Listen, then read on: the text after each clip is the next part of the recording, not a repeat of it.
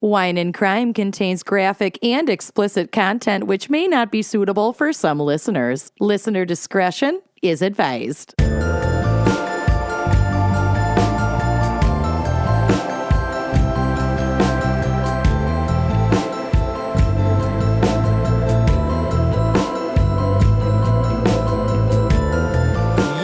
Listening to Wine and Crime, the podcast where two friends chug wine, chat true crime, and unleash their worst Minnesotan accents. Oh, yes. I'm Amanda. I'm Lucy. And this week we have a very special fan pick brought to us by Christina C. Sava.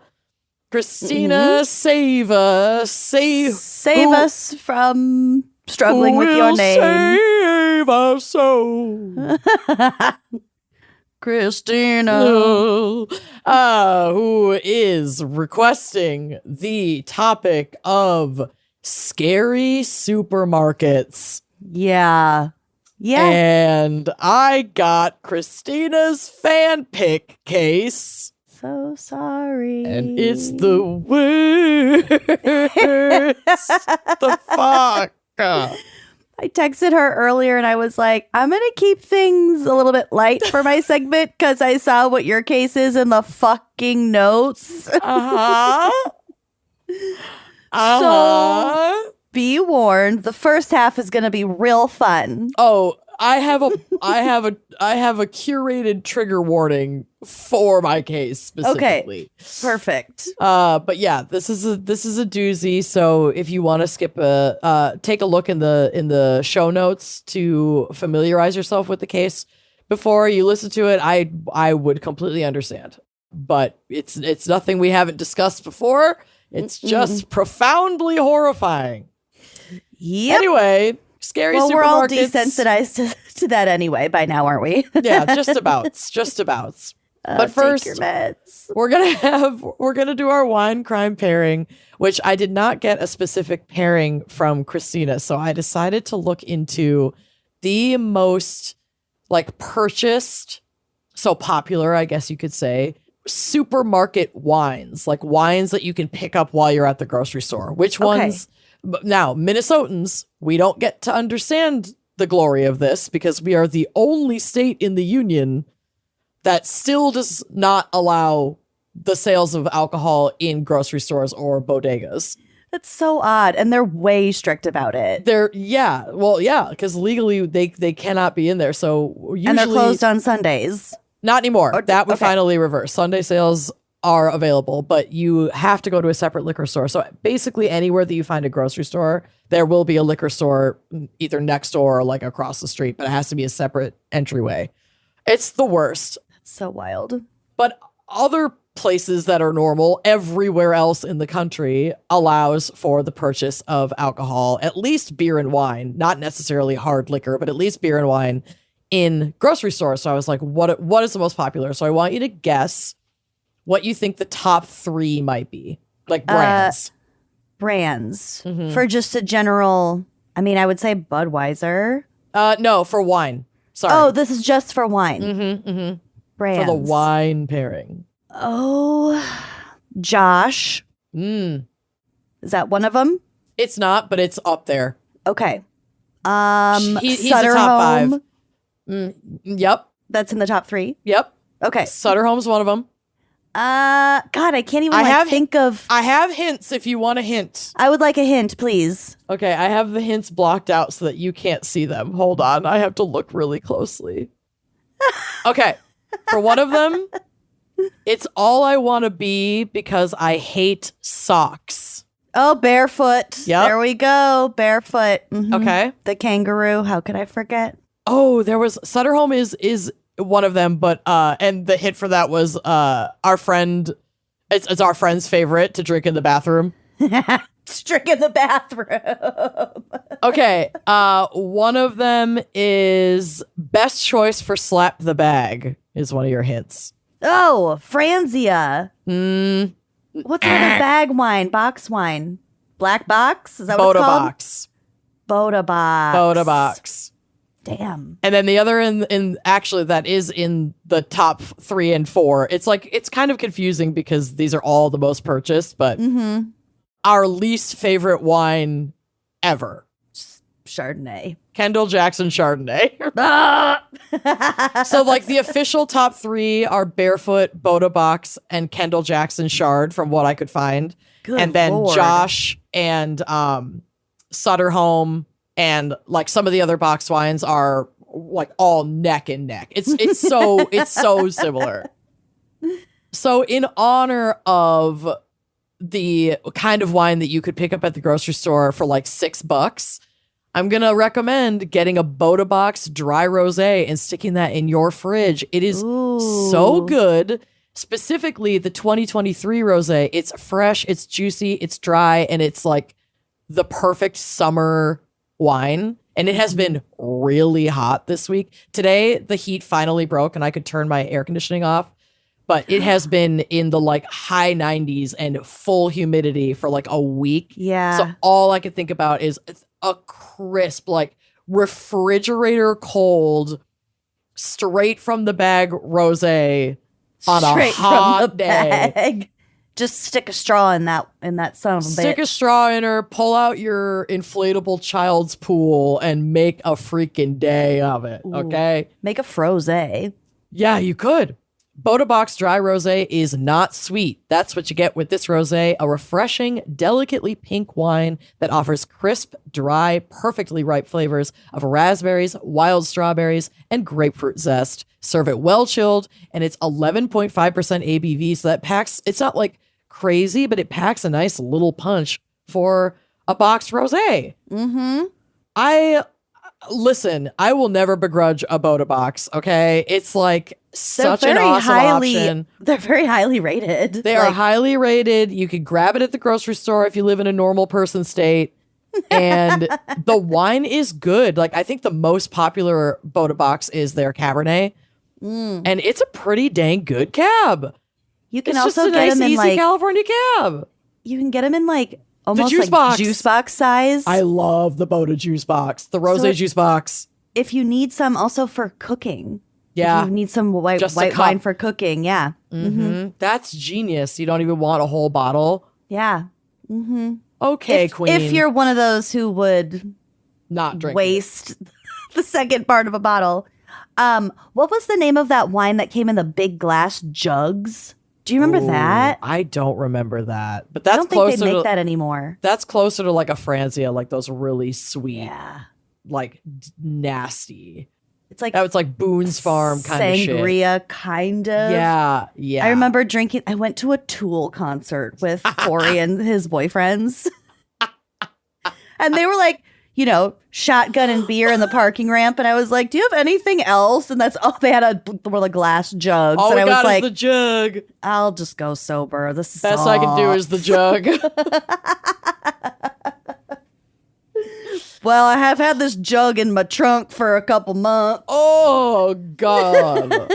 Oh, but actually, I have a pairing because I was feeling like having a little bit of chilled wine myself. Oh my God. Yes, we did one of these. This is one of the unpinned. It's an unpinned wine. Yeah. Goro. So good. Oh, it's a Vino Verde. Thank God. Look at that label. I know. Isn't he cute? This man does not want to be at the supermarket. I love him. So I'm going to pop this bad bitch open. Yes. Okay, yeah, give us a pop. We just haven't had one in so long. I'm going to sip this bottled water that I had in my car. Oh, I did it by accident. I pulled it all the way out. That was... Should I put it back in and put it back out? We haven't had a nice pop in a while. Oh. You can't pop twice. It don't work that way. Well, That was fucking amazing. how about at least this? What can go wrong with this? Oh, yeah, that's nice. Nice That's pour. pretty. That's pretty good.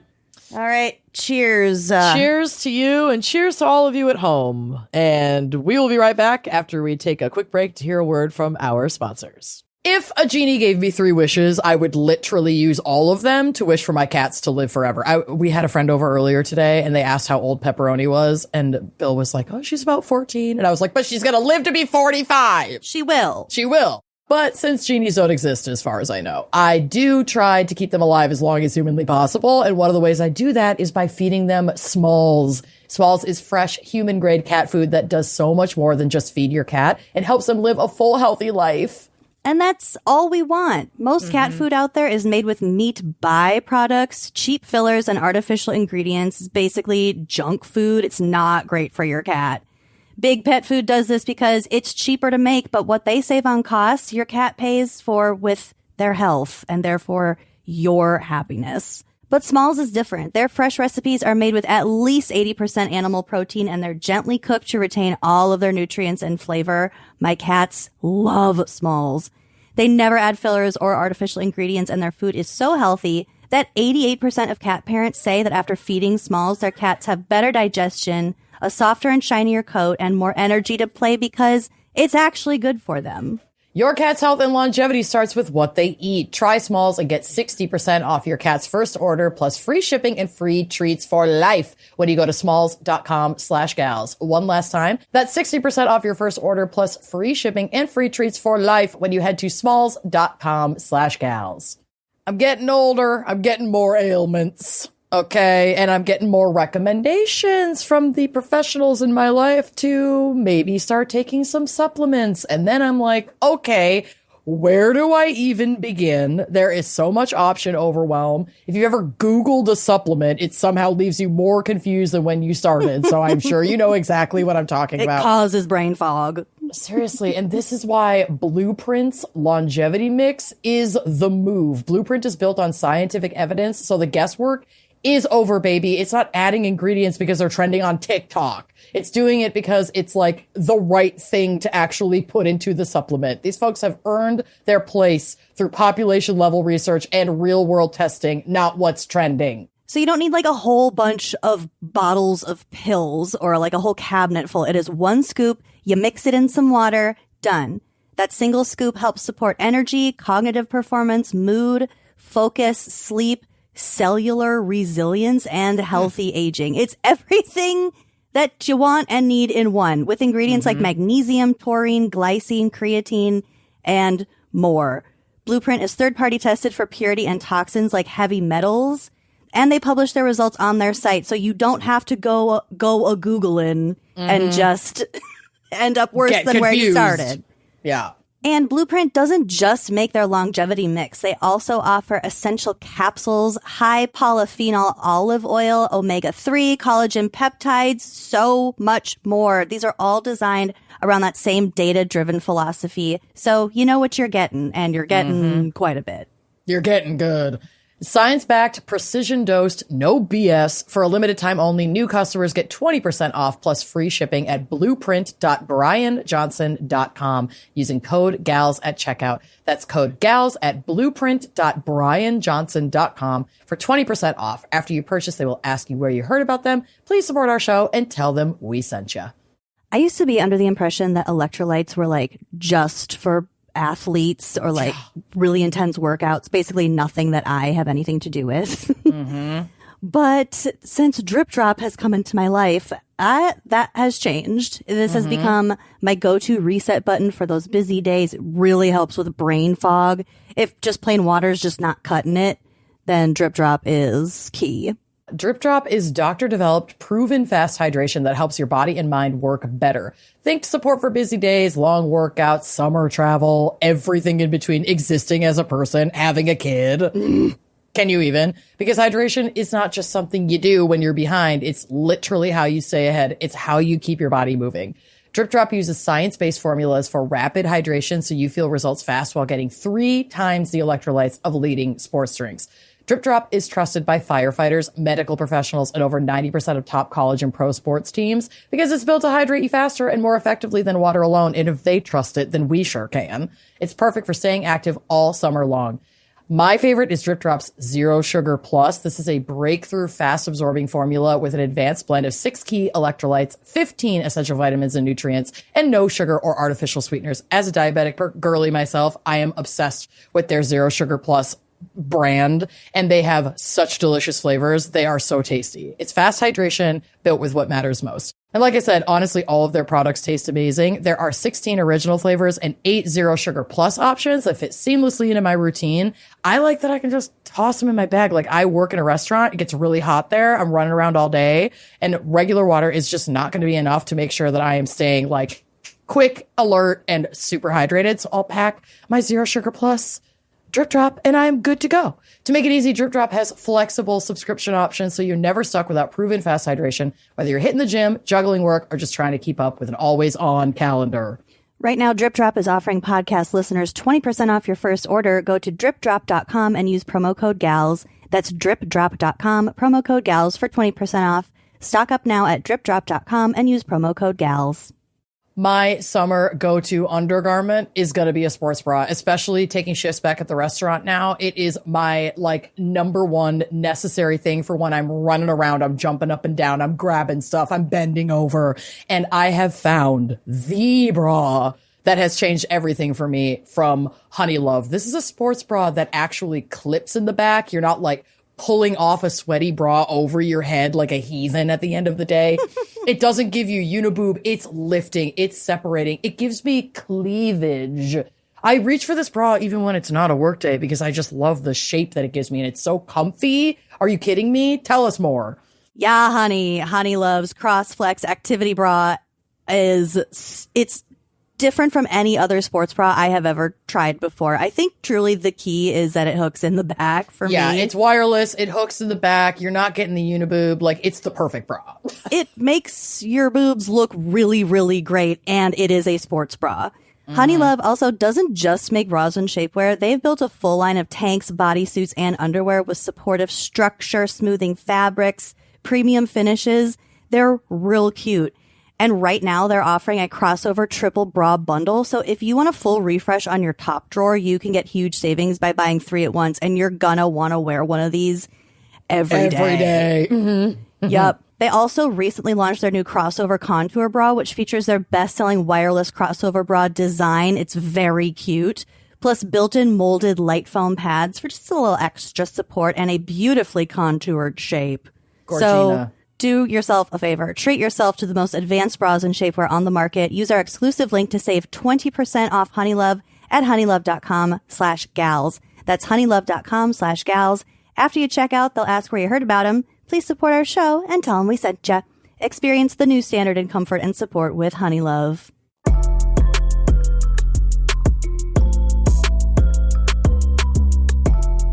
Lucy, what do you have in store for us this week for scary supermarkets? Well, okay. First of all, I was like, I really want to do a crime. Yeah. This was before I saw what you were covering. Yeah. So then popped into my head, I was slapped across the face with the memory of the case that you covered for North Carolina crimes, the Below murders. Yeah. Where they were, well, I'll just read this to you in case you forgot. On Sunday, June 6th, 1993, at approximately 6:15 p.m., a male who was already in the Below grocery store in Windsor used gray duct tape to bind 6 victims. He stacked the victims into 3 piles. He then shot into the piles, killing 3 of them. The 4th victim was shot. The 5th was stabbed. Both were left for dead, and the 6th victim was not hurt. There were 3 total deaths. It was the weirdest. And it's still unsolved. Yeah, it's so bizarre. Stacked. It's sick. And like all the theories that they had about like why that case was so fucking nuts. Fucking weird. That one nuts. That people ask us all the time, like, what's a case that keeps you up at night? I need to keep that on the short list because that is so creepy. Mm-hmm. Fuck. Mm-hmm. Yeah. I need to start a note in my phone of my favorite case. Favorite is not the right word. Mm-hmm. But you know, the sticky ones. Mm-hmm. Because when people ask that, I can't think of it. And then There's I so remember and I'm many. like, oh, fuck. Yeah. That actually does live very actively in my subconscious. Mm-hmm. Okay, so kind of obviously I wanted to cover the psychology behind supermarkets and grocery stores because there is a lot of it. For one, they hypnotize you into buying way more than you originally came for. Yeah. Capitalism is killing all of us. All of us. Like We're being manipulated at every turn. every turn. So going through it is sort of like a rat maze, you know, like you go through, and obviously it's just being compelled to do certain things. You're not literally running through a rat maze. You can go wherever you want, but generally you and everyone else follows the same path through the grocery store. I heard something interesting this week, actually, coincidentally, from a friend, and they can DM me and scream at me if I'm wrong because they're probably listening. But they said that in Minnesota, we have Cub Foods around the Twin Cities. And if you enter a Cub Foods and it enters you through the produce section, you're in a franchise store. So like a smaller, more quote unquote locally owned and operated store. But if you enter into like the maze of chips and like soda wall, you're in a corporate store, a Cub corporate store. Weird. Which is not like a franchise store. Isn't that weird? That is weird. Huh. So weird. I would like to know more about that. I would too. Let's Google that later. Okay. We'll put it on our follow-up list. Put it on our mysteries list, our favorite mysteries list. So there's one way in and one way out generally, and generally you have to go through a good portion of the store to like get around to the exit because you're kind of discouraged from like, it feels like you're going backwards if you go the opposite way, and that's very much by design. So first, generally, you go through the produce first, which makes you feel good. There's bright colors. There's like glossy fruits, like wet veggies. You feel kind of healthy and good. And then nearby, there's usually the bakery, which also smells really good. And it's like, I got salad. I can get a little carb. But it also makes you hungry, just psychologically. And you know you buy more when you're hungry. Another thing I read, most bakeries just like for utility bake their bread in the morning. But if they either create or falsify or just bake an extra bunch of bread, like for the after work on their way home crowd, it makes a huge difference. So some stores will like fake bake to get people to just smell it and buy more. Interesting. And then also usually the flower shop is near the front. So there's like buckets of beautiful flowers. This also smells good. It's all just really like sensory, different textures. It's all fresh, natural, fragrant. Makes you feel good. Yeah, before you get into the bowels where you've got Velveeta end caps and a bunch of like jars of chili for game day. Exactly. Yeah. They're charming you up front. We put the pretty girls up front with the big ripe fruits. Wet. Yep. And we put the chuds in the back. The guilty chuds right by the dairy. There's also like if there is in the cold where it's harder to smell them. In the dark, yeah. It's harder to see them. There's also like, if there's good lighting at all, it's going to be by the front. Always. And then suddenly, and you don't right away notice the transition, but after a minute, you know, oh, I'm under the fluorescence. When you're like staring at the discount on Pop-Tarts and you realize the lighting has completely changed and you're in the bad place. Yeah. And you're like the back of your eyeballs kind of hurt. Yeah. And you can hear the lighting. Oh, you can always hear the lighting. And there's like a bird somewhere and then you feel really bad for it. And then like some 90s easy listening is playing on a very blasted out speaker. Very blasted. Sounds like a tin. It's in sync out of a tin can. It's that God must have spent a little more time on you. The first one that came to mind is that fastball song. They made up their mind and they started walking. Yes, 100%. That's actually about like a horrible murder. That to me, that on the dingy ass speakers Oh, with I the bird love a as grocery store backup. playlist. They always bop. Every single one is a banger. I was at Price Chopper recently, my least favorite grocery store, but it's like 3 blocks from my house, so it's unavoidable. Mm-hmm. And, you know, I had smoked before. Sure. Because how Price else are we Chopper. going to the grocery store? Well, yeah. I went in there and I didn't mean to be in there for very long, but it was just song after song was the most irritating, like longest, repetitive, sloppy shit. And songs that I had never heard before, but that were going to be stuck in my head for the rest of time. No. Because they were so awful. Why create such an off-putting soundscape? Don't you want to invite people to stay and browse your shelves, Price Chopper? We'll actually get to the music. If you put on more Savage Garden, I am much more likely to linger. Fastball. In fact, play Linger. That's a great supermarket I would song. linger. Yes. Mm-hmm.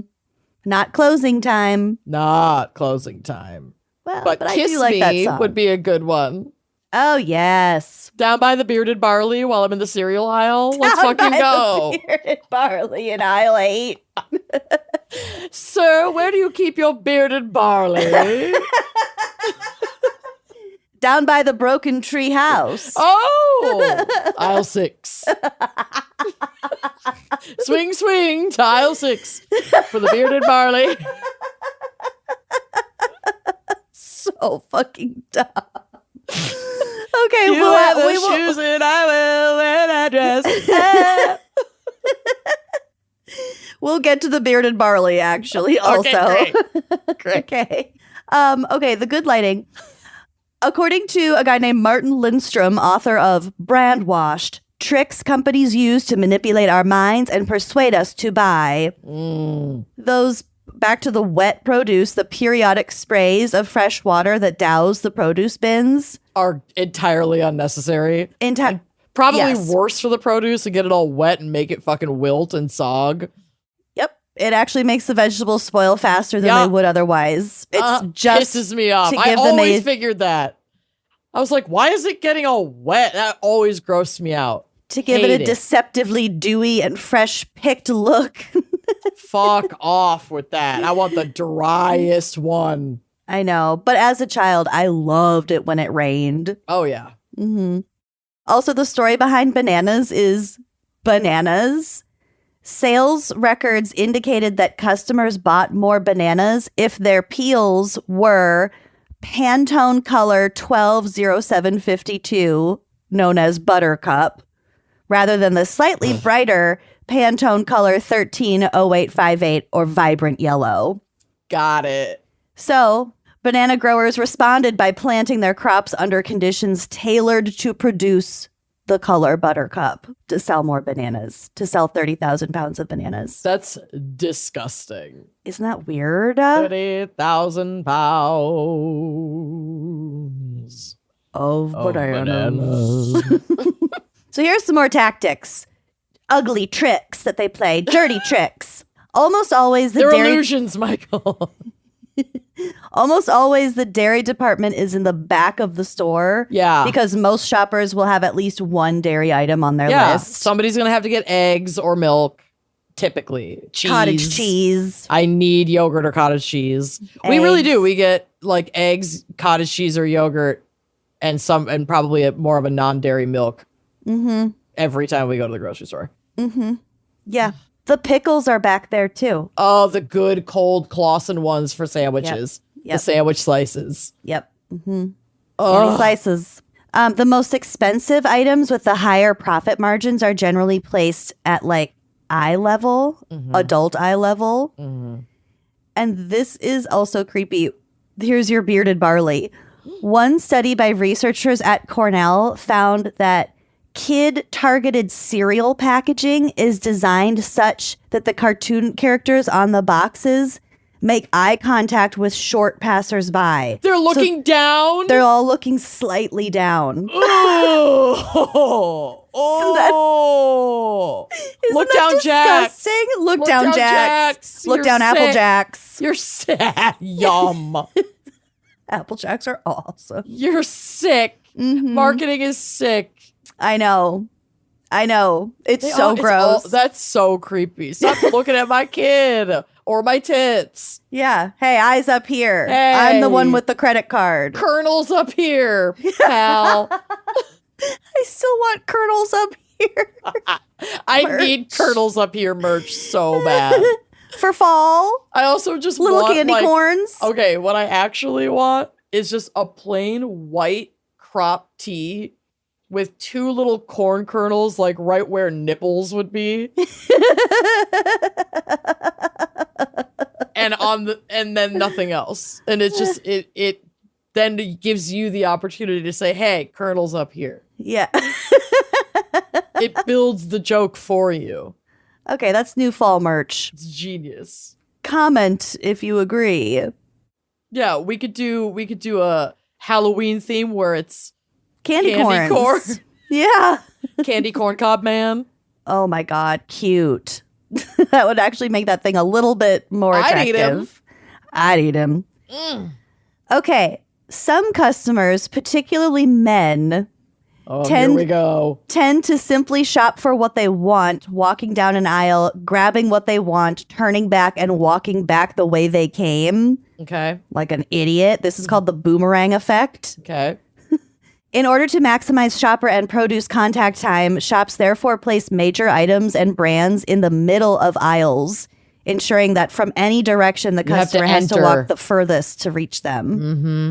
The whole store is genuinely built like especially when you think about those corporate cubs I was talking about earlier. Can you picture what I'm talking about when Yep, you like absolutely. walk in and you're just met by like a wall of Doritos Yep. that like forces you to the right? Yep. And then you're like, where even is the produce? Mm-hmm. It's built like a maze so that it's almost impossible to run in, grab the one thing you need, and go back the way you came. Yeah. And 99% of that is to force people to meander through so that you have contact with more products.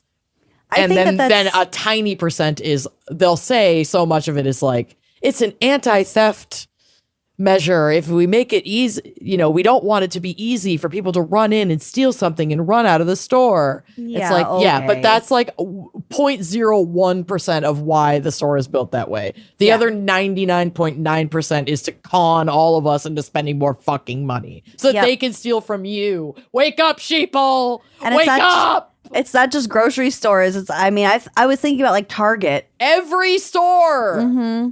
Every store. Target's the worst offender of this shit because it's more than just groceries. But their lighting is better. Oh, fuck Target.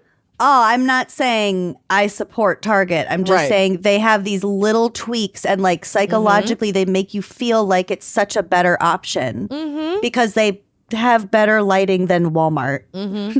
Pretty much, that's it. Yeah, kind of. Yeah. So that's the boomerang effect. Another tactic is that they just straight up trick children in addition to making eye contact with them.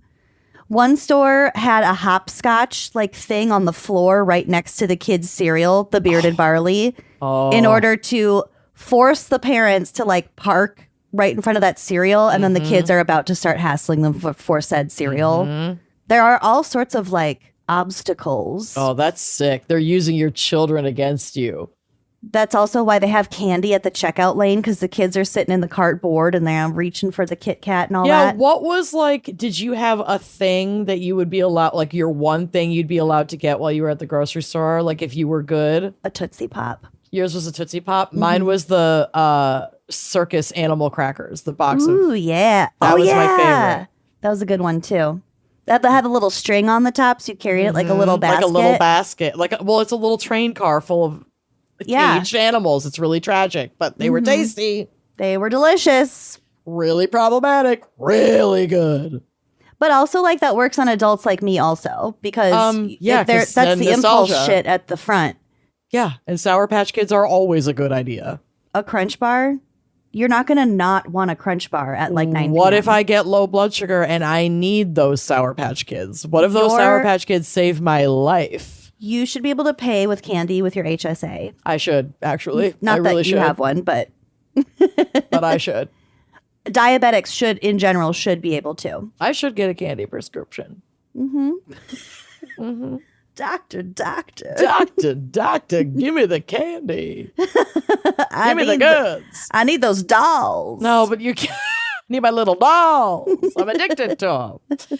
No, it's so annoying though, because they do make glucose tablets, which are basically just Tums without the calcium, and they are the worst. And just eat candy. So that I know. So I don't know a single diabetic, like especially an insulin dependent diabetic, that's like defaulting to glucose tabs and not twin snakes. Like, what are you doing? Like, Yum! I love twin snakes. If you're on the brink of death, at least have a nice time about it. Come on. If you're not going to want to take your tablets, you're not going to want to live. Exactly. What are we living for? Right. What's the point? If it's just for these fuck ass tablets. Anyway, next trick. End caps. Different corporations pay a premium to have their shit on an end cap because it sells approximately 8 times faster than the same shit on a regular shelf. Oh, I was so pissed because when I was getting one of my niece's Christmas gifts, Kraft Parmesan, she's a good woman. I like ran into a store to get it quick, and I wanted to get her like a big honker. Yeah. And like I went Costco. But I didn't have time to go to Costco. So I think I was at Cub. And so I went in there to get it, and I'm like in the aisle where there are not Kraft Parmesan cheeses, the shakers, but I cannot for the life of me find Kraft Parmesan. And I finally flag somebody down, and they're like, oh yeah, it's on a separate end cap in this area of dairy. So not only did Kraft pay extra to have it be on an end cap, it's not even on an end cap where the others of its kind live. It's on an end cap by like the fresher, the nicer cheeses and the shredded cheeses and like those refrigerated pastas, like the Bertolli pastas. Yeah. That's where they fucking put it, like on the corner of a couple of open air refrigerator caps. Well, another tactic that I didn't officially include this in my list, but another tactic is like shaking things up and moving shit around. Especially if it's like a big enough name brand like Kraft Parmesan, you're not going to substitute that with something else. No, it was her Christmas gift. Yeah. I'm getting her name brand. Right. But those are the kinds of things that they can move around and just to make you hunt for it and probably see 6 more items to throw in your cart on the way. Yep. It's sick. Yeah, it is. Oh, back to your music. A famous study of background music and supermarket shoppers conducted in 1982 found that people spend 34% more time shopping with a corresponding uptick in sales in stores that played music versus stores that did not. I would agree with that. I think it's awkward when there's just silence. And if you're playing like fun 90s easy listening throwbacks, then it's music that is basically universally beloved in the United States. And so it's like you're going to hear something that you like that's going to have you kind of bopping up and down the aisles and wanting to stick it out. Unless you're at Price Chopper. Yeah. Where they're apparently trying to like waterboard your ears with bullshit. I felt waterboarded. I hate felt that for you. Driven away. I was sorry. othered. Yeah. And you're not used to feeling like that. No, I generally feel quite easygoing. Yeah. Good job, Don't honey. say anything. I won't. I agree with you and I support you. Thank you. I love your hair, by the way. Thank you.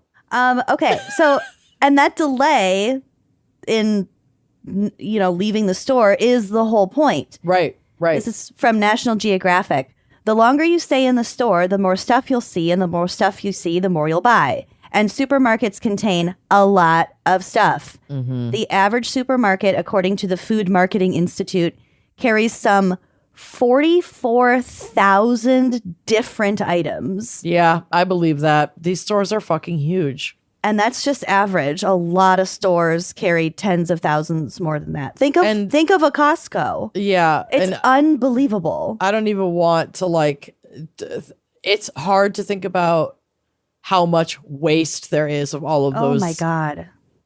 And the lengths to which companies will go to make sure that waste doesn't end up in the hands of people who need to eat it. Yeah. They'd rather it go into Is a that landfill. a tax thing? I don't know. They count it as a loss? I guess. It's gotta be. It has It's to an be. inhuman thing. It is, but inhumane. Money would point to that kind of thing. Crazy shit. So the sheer volume of available choice is enough to send shoppers into a state of information overload. Yeah. According to brain scan experiments conducted by Paul Mullins and colleagues of Bangor University in Wales, the demands of so much decision-making quickly become too much for us. So after about 40 minutes of shopping, most people stop struggling to be rationally selective and instead began shopping emotionally. Oh, no. Which is the point at which we accumulate the 50% of stuff in our cart that we never intended on buying. Oh, God. Yeah, emotional. Mm-hmm. You know how sometimes when you're in a bad mood and you're like, I need to, buy something. I mean, I feel like sick? I have been too broke to feel that way for a minute, but yes, I know what that has felt like. What I will do if I do have to go to the store and I'll try to have a list first off, and I'll try at the grocery store even, because I don't do a big grocery shop. Bill does the bigger grocery shop at Costco because he is not as easily emotionally manipulated. He can stay on task and get what's You're needed a from liability. Costco. I'm a fucking liability. So I will do supplemental shopping for stuff we're cooking, or if I the other day I wanted tuna melts, so I just went to the store and only got stuff to make tuna melts for dinner, and I only got a little basket, no cart, and my list, so that I can only carry.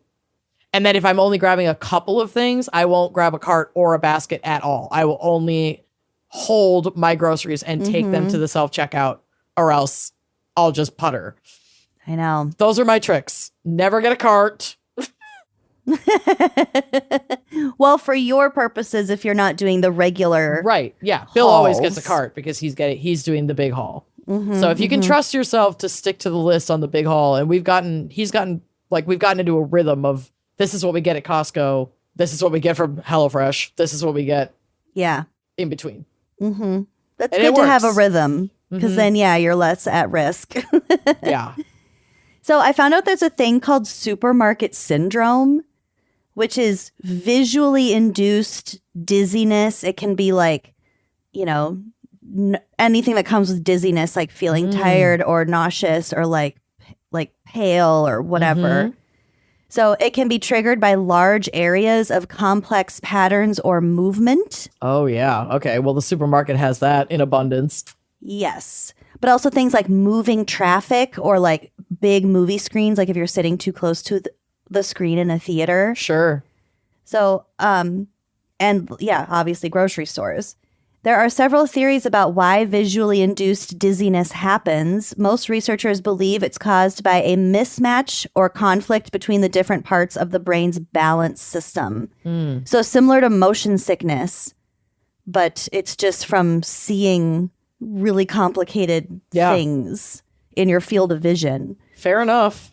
Others believe that it happens when a vestibular problem causes the brain to rely too much on visual signals for balance. So your vestibular system is basically your balance. It's like the shit behind your eyes, and connects your inner your eyes ear. to your that stuff, That inner floaty shit. the inner brain floaty shit. That's your your vestibs. Yeah, because I had my ears and maybe even something with my eyes checked when I had that weird bout of vertigo. Yes, I remember in late that. 2020. That was bizarre. Yeah, and I had gotten really sick from it a couple of times. Yeah, you were out for days. Yeah, it was gnarly. But there was shit all built up in my fucking ears that they dug out. Woo! Oh, Cool. yeah. It was Did you keep gnarly. No, shit's nasty.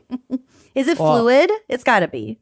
Well, I had a bunch of earwax buildup that was probably fucking with it, but that's the first thing they do is scope and clean your fucking ears out. Drain it. It was nasty. Well, you don't want to drain the fluid. You need the fluid. Yeah. They check for inflammation of the inner ear, that kind of shit. Have you ever candled? No, I would be too afraid to do that. I'm terrified to candle. I just let my ENT handle my cleanings. I have things checked out on a pretty regular basis. I don't trust a Q-tip. I don't want to compact any shit. I keep my ears as clean as I can keep them, and then I let a doctor take it from there. That's good. Someone, I cannot remember who this was. Someone told me about someone that it was like a first degree of separation or second or whatever. Someone candled their ear and didn't know that you weren't supposed to let it go all the way down, and they really injured their ear. No. Why do I feel like we heard about this on a Trova trip? Which one of you freaks was it? Which one of you traveling freaks did the ear candle thing? Why was it Mandy? Mandy! Mandy. Which one of you was it, and why was it Mandy? I love Mandy. We miss you, Mandy. We love you so much. Okay. Where were we? Vestibular. Vestibular system. Supermarket syndrome. So I just wanted to put that out there because I had never heard of supermarket syndrome. So if you avoid the grocery store for like similar reasons and you have never really pinpointed why, you might want to look into this. There are treatments available. Dang, that's crazy. So I want to tell you a little bit about a guy named Sylvan Goldman. Okay. He was born on September 15th, 1898. Jesus. A Scorpio. In the Chickasaw Nation in the state of Oklahoma, or, existing alongside the state of Oklahoma. His family was Jewish, and they all worked at various dry goods stores that his mother's family owned. So I only kind of included those just because I feel like your upbringing would be so like culturally dynamic. Your family is Jewish. You're living at the turn of the century on a reservation in, the South. Right. Just like kind of an interest. He is an interesting man. So Syl, as he was known, served in World War I as a food requisitionist in France. So basically he figured out how to get food, how to inventory it, how to store it, how to distribute it. Okay. After the war, he and his brother Alfred opened the Goldman Brothers Wholesale Fruits and Produce in Breckenridge, Texas. Syl and Al. Syl and Al, brothers. I love. This store did really well thanks to the oil boom, but like all booms, that petered out fairly quickly, and the brothers decided to try their luck in the wholesale food business in California. Okay. They went west. Well, there they were fascinated by this new type of store. It was so remember, they grew up with and were in the business of wholesale. Kind of like mercantile food provisions. Exactly. Yep. Which was separate from the butcher, which was separate from the baker, etc. Yep. You're getting your produce, some of your dry goods, your basics. Yep. So they in California, they see this new type of store, a self-serve supermarket, a store that offered all kinds of things under one roof and where shoppers shopped for themselves. Okay. Because they were used to like a man in a white jacket getting your counter. Shit behind the counter for you. Yeah. So many factors contributed to the innovation of this kind of store, which I always think is so fascinating to think of, like the time that it was. This is like the late 1900, it's like 1919, 1920. So rising car ownership. People can get their groceries home in larger portions. That, and people were just becoming more autonomous. You didn't have to take a bus or walk. Or horse. Or buggy. The electrification of factories and stores contributed to this. Growth in refrigerated transportation, and also the widespread use of a tractor, which boosted agricultural production. So they're all of a sudden like, holy shit, we have a lot of produce from farmers. People can store this stuff at home. It can get to us refrigerated, so it lasts longer in that regard. You know, just a way longer shelf life for pretty much everything. And people can travel to a grocery store, get what they need, and travel home in their cars. Mm-hmm. So it's like basically like a middle class suburban autonomy. Yeah. For the first time, kind of. In this specific time with like technology and all these things. So as luck would have it, at around this time, their uncles offered them a very sweet deal to come back to Oklahoma and open up some more stores. So they brought this supermarket concept back home with them. They stole it from the Californians and brought it to Oklahoma. That's okay. In April 1920, Sil and Al opened the first Sun grocery store in Tulsa, Oklahoma. Within a year, they were operating 21 Sun grocery markets throughout the state. And within 3 years, they had 55 stores. I love it. That's genius. It really, really blew up in, would this be the Midwest, the South, whatever Oklahoma is. In 1929, they sold the chain to Safeway. Ever heard of it? Mm-hmm. This was literal months before the stock market crashed. That's lucky. Holy shit. Well, it's lucky that they sold it when they did, but they also lost most of their money because they have all these, they still have other businesses and stuff. So after losing a bunch of money because of that, they went to Oklahoma City to start a new company called Standard Grocery. In 1934, they purchased the Humpty Dumpty grocery chain. Ugh. So Brother Al died in 1937, and in 1943, Sylvan merged his two grocery store brands into one company, which I think is hilarious, calling it the Standard Humpty Dumpty. As opposed to the subpar Humpty Dumpty. Well, just like... the substandard Humpty Dumpty. Isn't there only one Humpty Dumpty? No. He sets the standard. I request the standard Humpty Dumpty, please and thank you. Half of it is so boring. And then the other half is Humpty Dumpty. It's so weird. It's a weird combo. I hate it. I kind of love it. It's a twin snake. He's an egg. He's an egg. I hate that he's an egg. So I just wanted to mention the standard Humpty Dumpty because that was made me laugh. So backing up a little bit to 1937, at one of his Humpty Dumpty stores, Sylvan, he's observing his customers. Many of them are women, and also many of them had children with them. So he noted that their hands full. They had their hands full. And he noted that they seemed to stop shopping when their basket got too heavy. So he knew. Because they're just women. They're weak. Well, we'll get to the just women. He knew he needed to find a solution. But he was not the first to notice this problem and try to fix it. From History.com, quote, as early as the 1910s, Joseph Weingarten, the namesake behind the Texas grocery chain, provided wheeled carriers in which shoppers could place their baskets and push them around. So I was picturing kind of like what they have at Nordstrom Rack. Yep.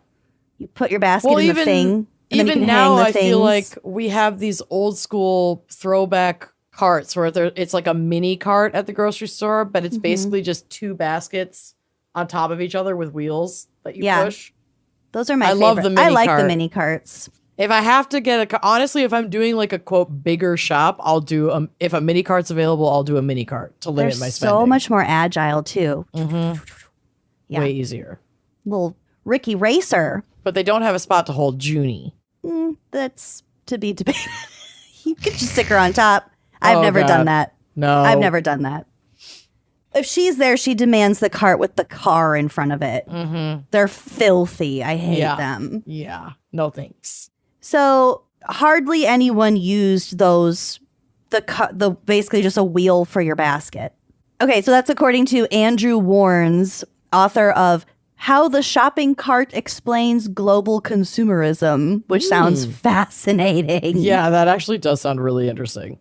In the 1920s, Henry, Henke, and Camille Pellat outfitted their Houston store, Henke and Pellat, with a 15-inch wide track raised about... and Pillow? Hanky and Pillow. That's what it is now. Okay. And I do have a photo of this contraption if you want to look on the drive. Okay. So it was a 15-inch wide track raised about 30 inches off the floor, along which baskets equipped with tiny wheels could glide. A solution that removed the burden of carrying the basket, but introduced new problems. Shoppers were forced to follow the track in full, often waiting behind slower customers.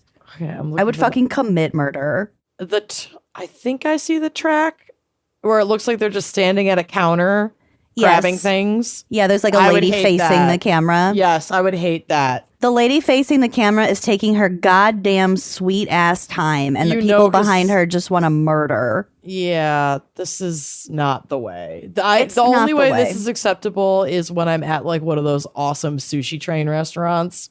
Yes. That's great. Keep it coming. Yes, those are fun. This is not that. This would give me so much anxiety too. It's like I have to choose right now if I want this. I can't just take my time and linger here. Like, oh God. Having people behind you. Oh, I hate this. No. I know. Next. Next. They tried.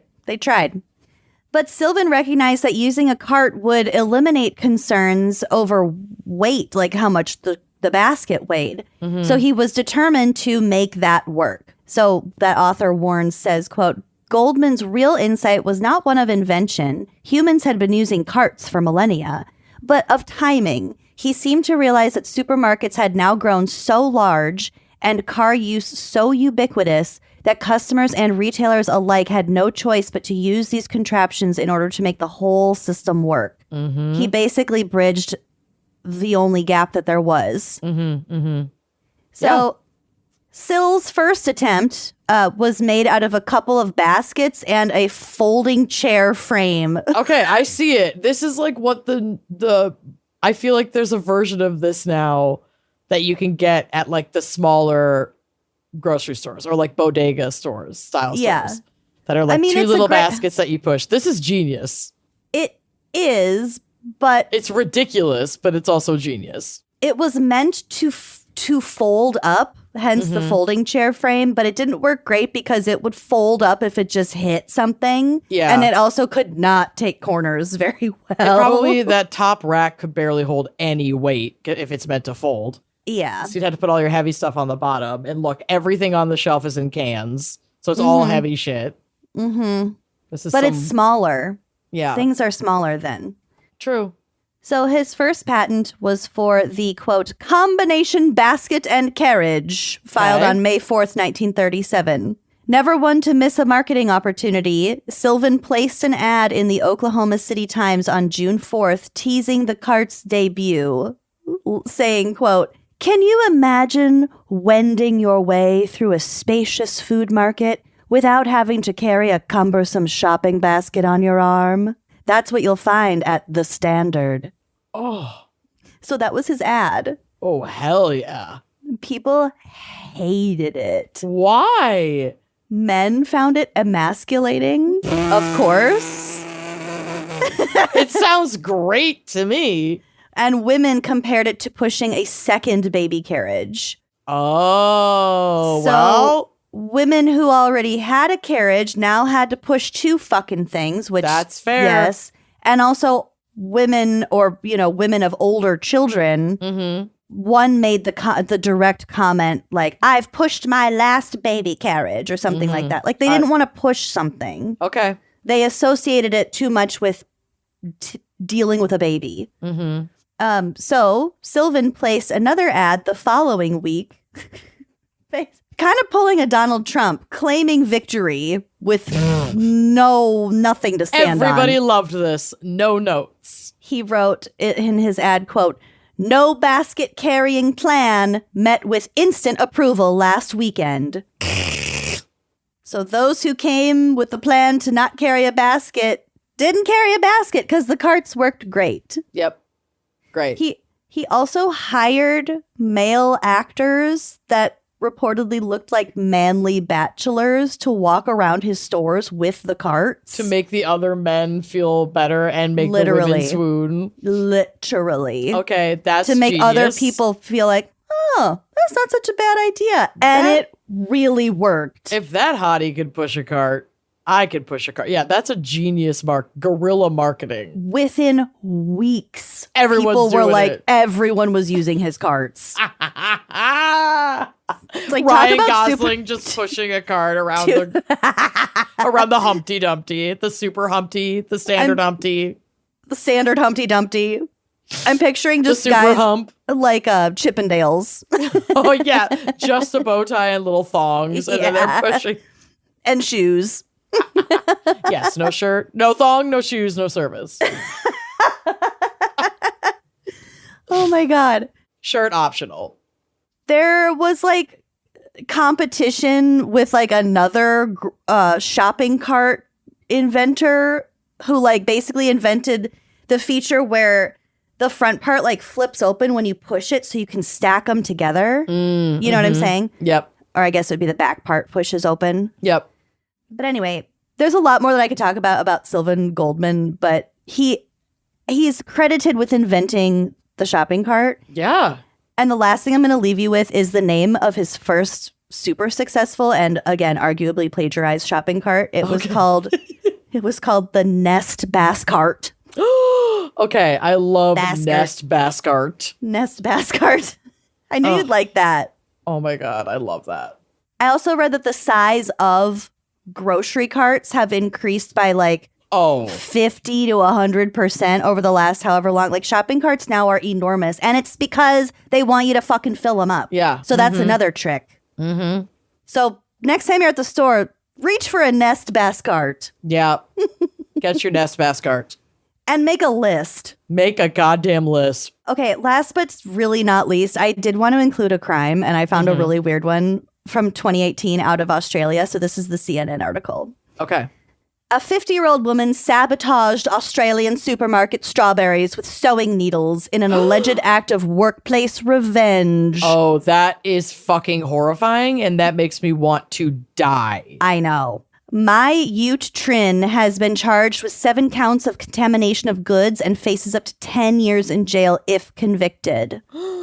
Her arrest Sunday followed at least 100 reported cases of sewing needles or pins found in strawberries across the country earlier this year, sparking nationwide panic. No.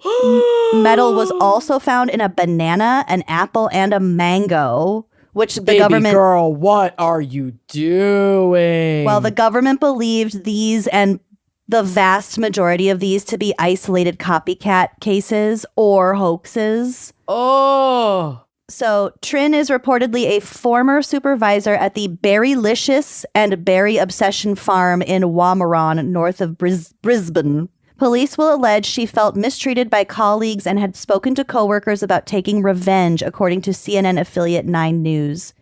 The Queensland Strawberry Growers Association, or the QSGA, has welcomed Trin's arrest, but called for copycat offenders to also face charges. The case against Trin only relates to 6 or 7 punnets of strawberries.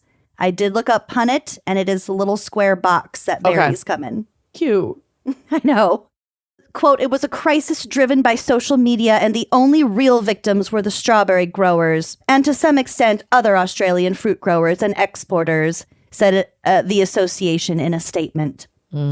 Fear of strawberry contamination severely damaged Australia's multi-million-dollar fruit industry. Damn.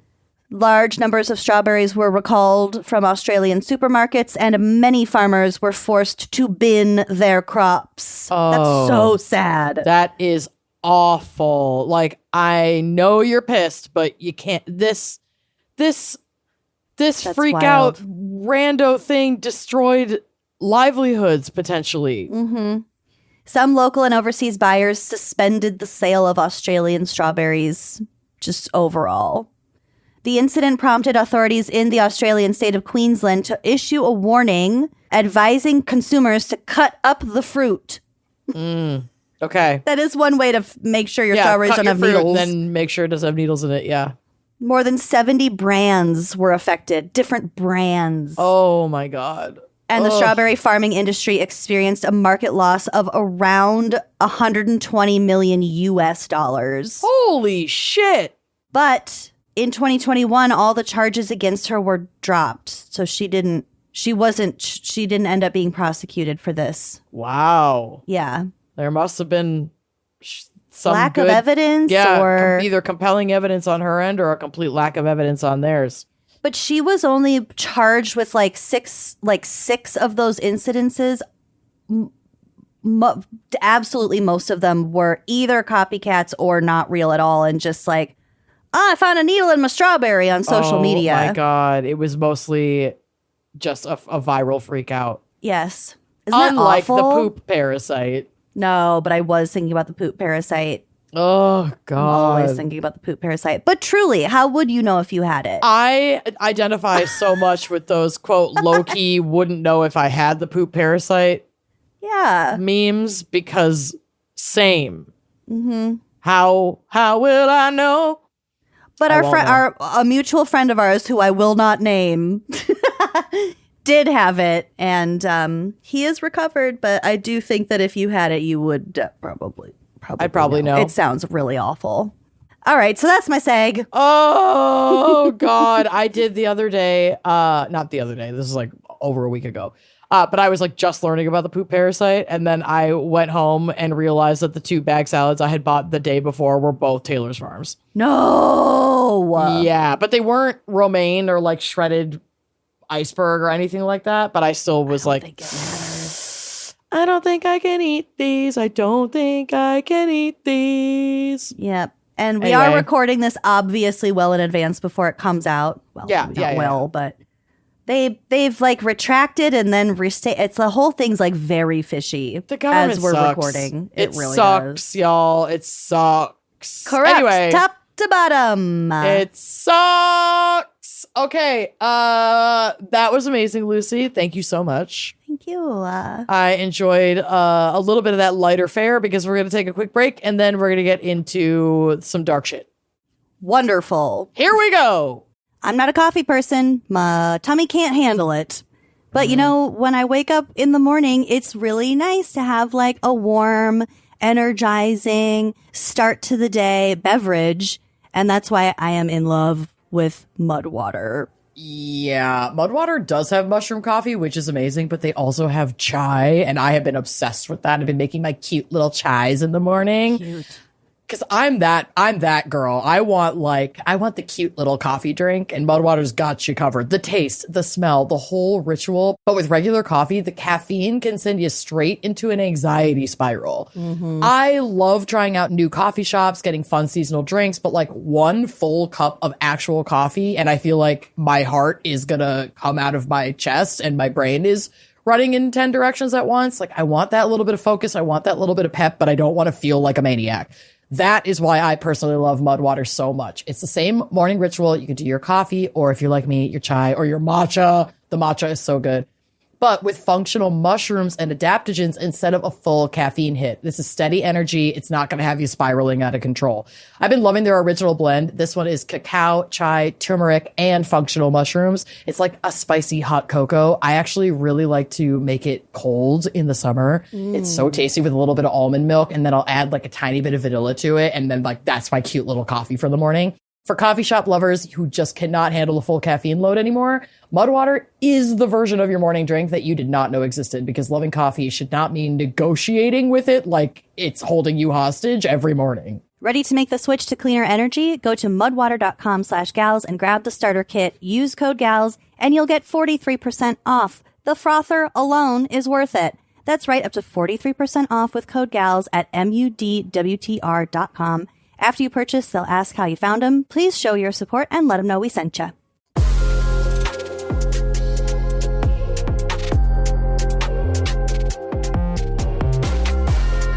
All right, so like I said, I've got the fan pick today. It's very famous. It's incredibly tragic.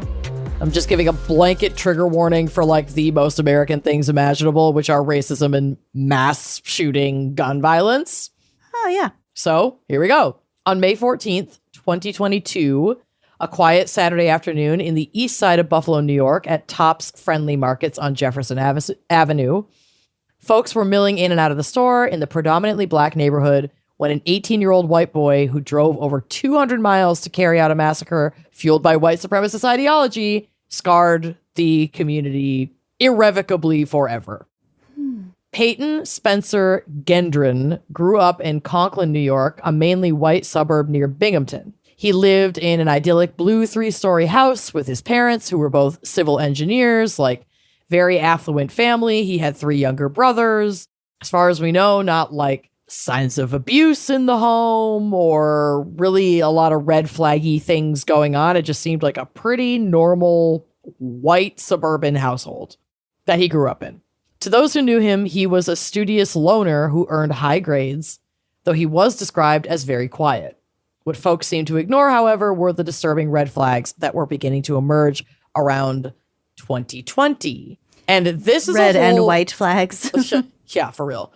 This is a whole thing that, like, this does keep me up at night all the time, because the way that we moved globally headfirst into being an online community because of COVID in ways that we never had before, where like your schooling was online, but from your home.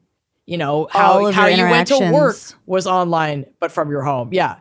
All of your social interactions, at least for a time, were predominantly online. You were ordering food online and having it delivered. Like, we will not know or even begin to scratch the surface of the long-term detrimental psychological effects of that sudden jump. Yeah. For a very long time. But this feels to me like one of them.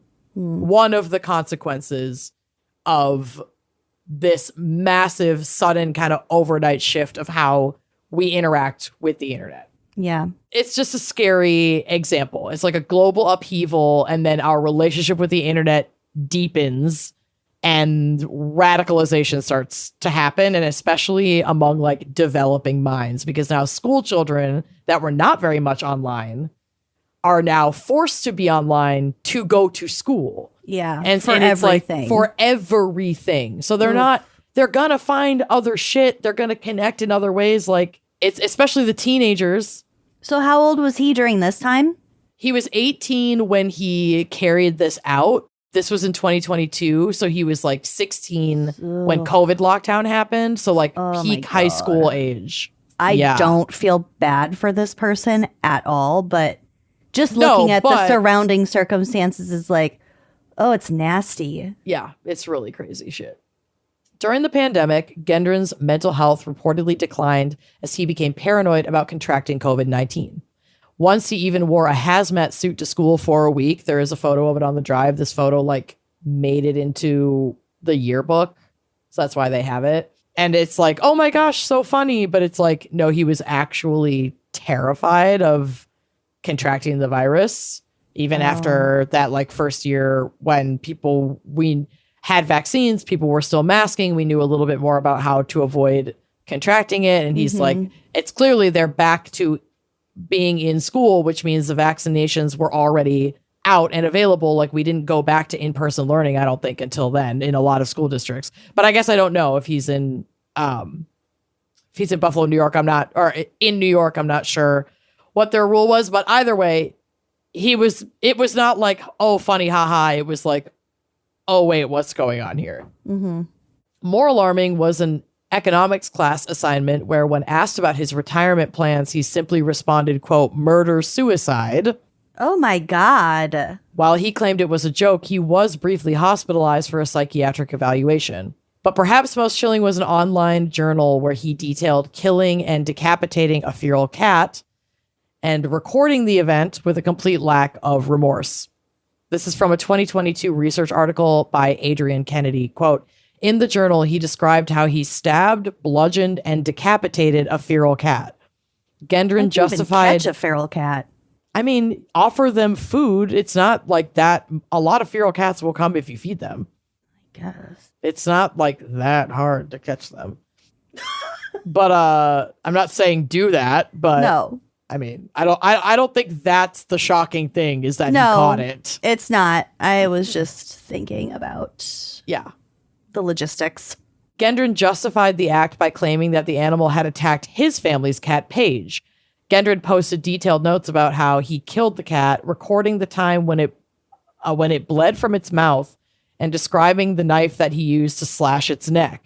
He then posted pictures of the cat's body, indicating that he felt no empathy for the cat or remorse for killing it. End quote. Great. So this kid is not okay. No.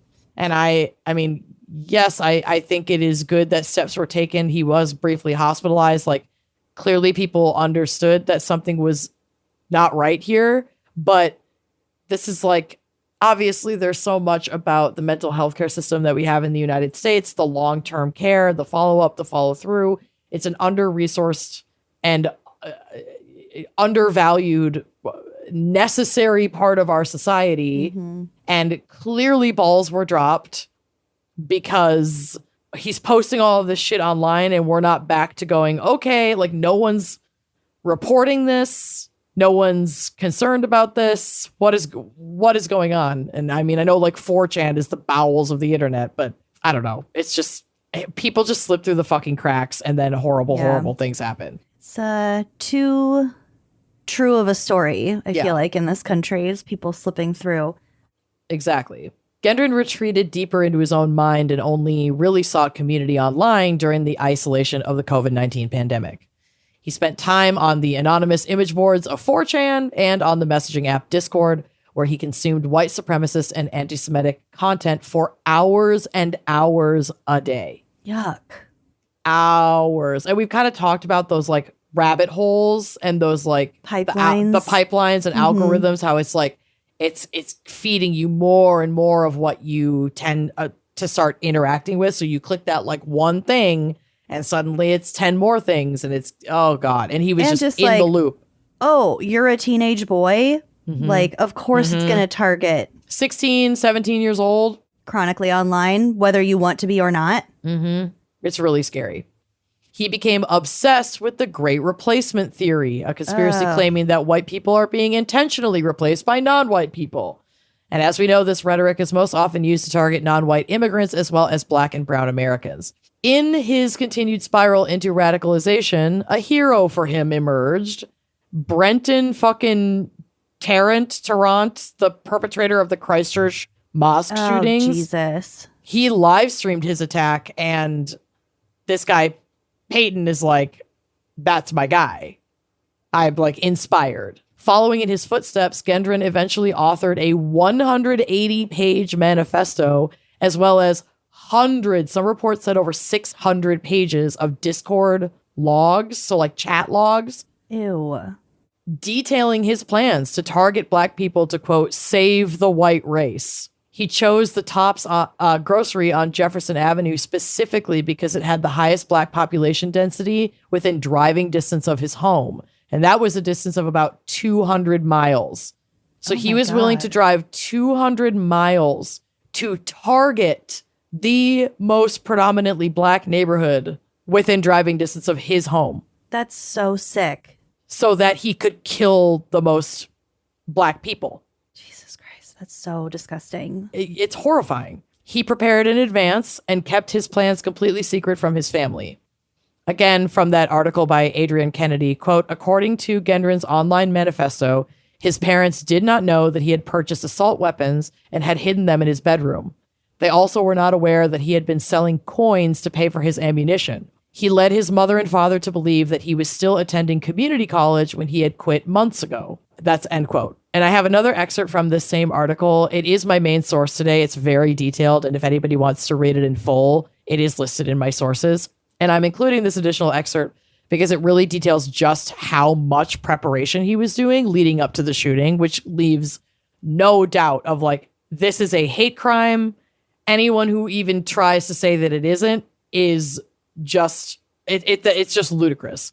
Everything was targeted to make sure that this specific population was present. And there's no question that he wanted that to be the case. Quote, in his Discord messages, Gendron announced his plans to kill those he called replacers in December. By February, he had chosen to attack customers at a Tops Friendly Markets in Buffalo, selecting the location because of the area's high Black population. In March, he visited the store to create a map of its aisles and check out its security. During this visit, Gendron was approached by a security guard who asked why he had repeatedly entered and exited the store that day. In his messages, Gendron said that he made up excuses and fled. Initially, Gendron planned to attack 2 other locations in Buffalo where he would, quote, shoot all Blacks in his, end quote, In his messages, he referred to Tops as, quote, Attack Area 1. He used Google's time feature to determine the busiest times at the store. Oh my God, that is so sick. After visiting Tops for the first time in March, Gendron created a color-coded map of the store, which he incorporated into his manifesto. Ew, he's so organized about this. Yes. He spent hours and an hour upon meticulous hour making sure he could take out the most people possible, because he knew as soon as he opened fire, he wouldn't have a lot of time. Oh my God. He also listed the tactical gear that he planned to wear, which included military-style body armor, end quote. All while not a single person online seeing these messages alerted authorities. Not a single moderator of these forums felt compelled to ring any alarm bells. And I can't say I expected much more from the platforms that host things like online rape academies, for fuck's sake. But still, it's like, I can't believe there are still these easy... I'm on Discord. Like, these are so easily accessible corners of the internet. Anybody can go on 4chan. Mm-hmm. Anybody can... that anyone would want to. No, I know. But, like, we go on Reddit. Yeah. And we curate an experience that is not horrifying. Mm-hmm. And there is, like, more moderation on Reddit for the most part. But, like, the shit kids and just people in general can get away with online, it still blows my mind. Mm-hmm.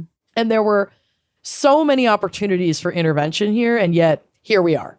So we're going to get to it now. Great. At about 2:30 in the afternoon of May 14th, 2022, Gendron arrived at the supermarket armed with an illegally modified Bushmaster XM15 rifle and wearing military-grade body armor. He began his attack in the parking lot, shooting 4 people and killing 3 before even walking into the store. He then entered the store, phone in hand, as he had been broadcasting the violence live on the streaming platform Twitch. And he was heard on that live stream saying, quote, just go for it. Just gotta go for it. When he first pulled into the parking lot, he's like hyping himself up on the live stream. So he shot several people before even entering the store. He shot 4 people. He killed 3. Then he gets inside. He's met by a man named Aaron Salter Jr. He was a retired Buffalo police officer who worked there as a security guard at that store. Salter, now hailed as a hero, fired multiple shots at Gendron, but the bullets were stopped by Gendron's tactical vest. Gendron returned fire, killing Salter before continuing through the aisles. In a surreal moment during the shooting, Gendron aimed at a white store manager, but reportedly apologized and didn't fire. Apologized. Yeah, like, oh, only meant to shoot at non-white people, my bad. My mistake. Yep. God. Within about 10 minutes of Gendron opening fire, police arrived and talked Gendron into dropping his weapon after he pointed it at his own neck. So they can take even a dangerous shooter into custody alive. Get a McDonald's on the way. Mm-hmm. Or Burger King, I mean. Apparently, as long as he's white.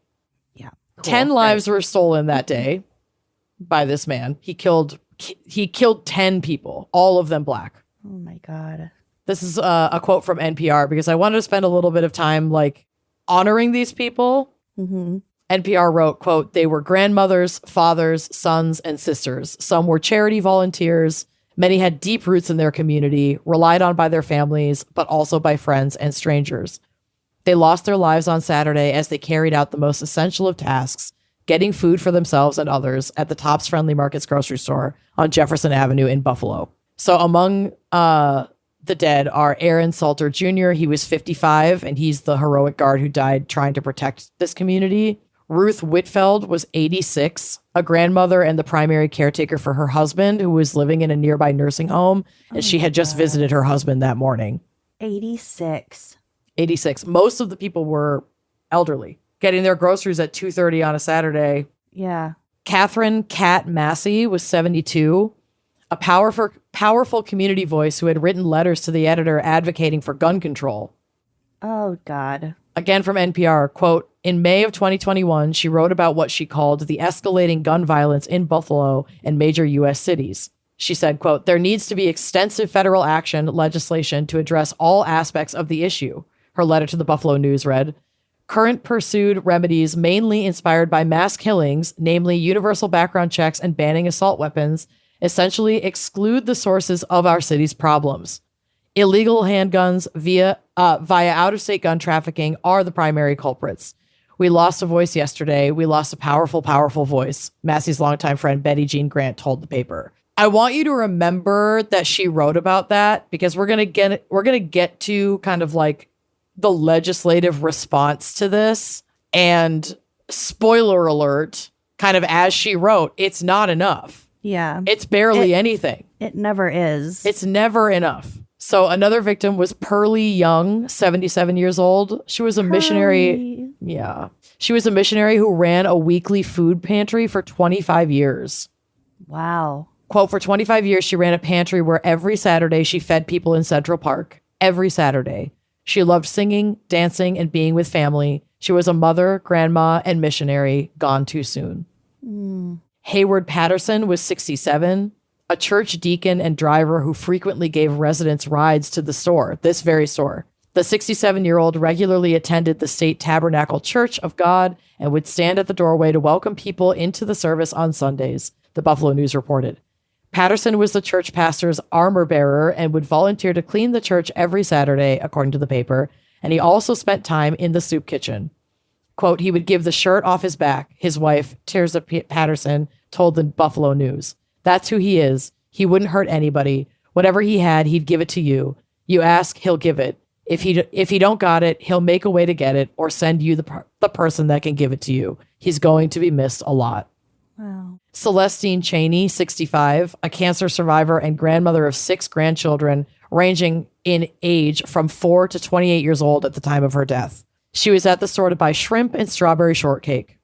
Oh. Quote, she was probably the sweetest person you could ever meet, her daughter Dominique Brown told the paper. Very loving, very giving, very kind. Roberta Drury, she was 32, a vibrant woman who moved to Buffalo to help her brother during his recovery from leukemia.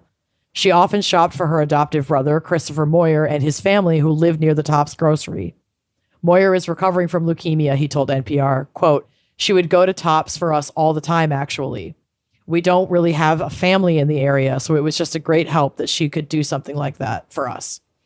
She was very vibrant, her sister Amanda Drury told the New York Times. She always was the center of attention and made the whole room smile and laugh. Margus D. Morrison was 52, and he was a devoted father of 3 young children. Andre McNeil was 53. He was at the store to pick up a surprise birthday cake for his 3-year-old son.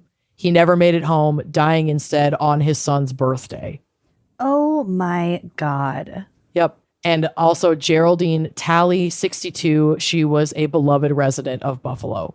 3 others, Zaire Goodman, Jennifer Warrington, and Christopher Braden, were wounded, but they survived the attack. The legal proceedings that followed were swift but heavy.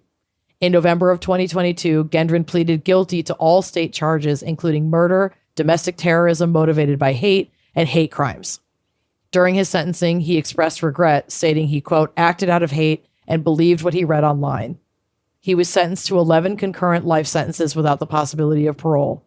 However, the legal battle is not over. Gendron still faces federal charges, and the Department of Justice has announced it will seek the death penalty, which was the first such instance under the Biden administration at the time that was announced. But his federal trial is scheduled now to begin in August of this year, so we're not under the Biden administration anymore. Oh, shit.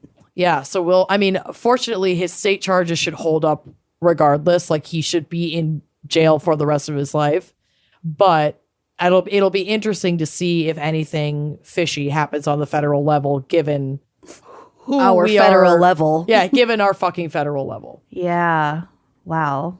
The impact on Buffalo's east side was devastating, beyond just the devastation of 13 community members being gunned down at their only grocery store.